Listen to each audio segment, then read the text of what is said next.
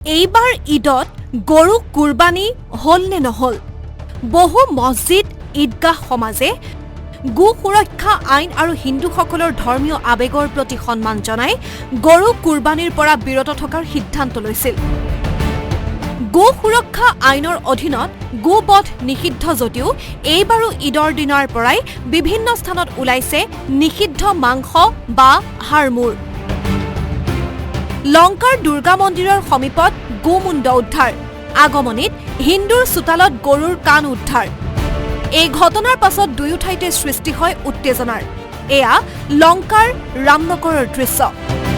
মন্দিৰৰ সমীপত গোমুণ্ড উদ্ধাৰৰ পাছত ৰাইজৰ পথ অৱৰোধ। বজৰং দলৰ নেতৃত্বত স্থানীয় ৰাইজে গছ পেলাই পথ অৱৰোধ কৰি প্ৰতিবাদ সাব্যস্ত কৰে। অৱৰোধস্থলীত আৰক্ষীৰ দল উপস্থিত হৈ পথ মুকলি কৰে। যদিও অব্যাহত থাকে প্ৰতিবাদ। শতাধিক লোকে উত্তাল কৰি তোলে পৰিৱেশ। যথেষ্ট সংখ্যক নিৰাপত্তাৰক্ষী মোতায়েনেৰে পৰিস্থিতি নিয়ন্ত্ৰণত ৰখাৰ চেষ্টা চলায় আৰক্ষীয়ে। মন্দিৰৰ সমীপত গোমুণ্ড পেলোৱাক লৈ প্ৰতিক্ৰিয়া প্ৰকাশ কৰে স্থানীয় ৰাইজে। এজাৰবাৰী ৩ নম্বৰ ৱাৰ্ডত দুৰ্গা মন্দিৰত এটা গোমুণ্ড পেলাই গৈছিল। আৰক্ষীয়ে উচিত তদন্ত কৰিব বুলি আমি একো হুলস্থুল কৰা নাই, একো কৰা নাই, ঠিক আছে, আৰক্ষীৰ লগত আছিলোঁ।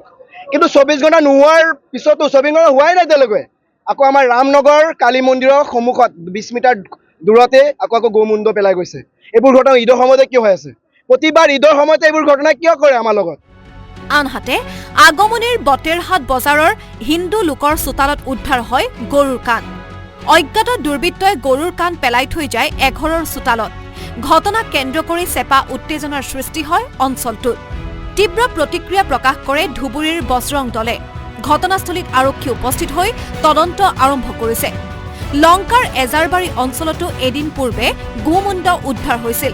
যিটো ঘটনা হৈছে যে আমি ঈদৰ আগদিনৰ পৰা আমি প্ৰশাসনৰ লগত আমি ঘূৰি আছো যাতে গো বধ হ'ব নোৱাৰে 5 কিলোমিটাৰৰ ভিতৰত হিন্দু মন্দিৰৰ ভিতৰত। কিন্তু আজিৰ দিনত এটা লজ্জাজনক ঘটনা কিয় হ'ল? এইটো মুছলিম সমাজত তাতে গৰু যদি নাকাটি লয় তেতিয়াহ'লে আমাৰ হিন্দু মানুহৰ ঘৰত নিদিল হয়, কিন্তু কাটাৰ কাৰণেহে এই কামটো আহি দিছে কোনোবাই। একাংশ লোকে গোপনে গোবধ যে কৰিয়ে আছে তাৰ প্ৰমাণ এই দুটা ঘটনা। দুয়ো স্থানৰ ৰাইজে দুৰ্বৃত্তক কৰায়ত্ব কৰাৰ দাবী উত্থাপন কৰিছে। আগমনিৰ পৰা বিষ্ণু ৰায় আৰু লংকাৰ পৰা মনোজ মজুমদাৰৰ ৰিপৰ্ট, আছাম টক্স।